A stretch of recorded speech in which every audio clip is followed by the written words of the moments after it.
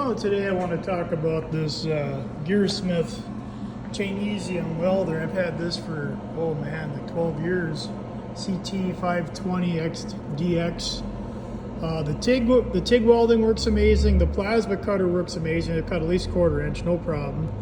The stick welder, I don't really like it that much. Yeah, I'm just making some hangers here. We're hanging some light fixtures. I've just repurposing the old hangers from these light fixtures. I'm gonna weld them together and then I can hang my UFOs.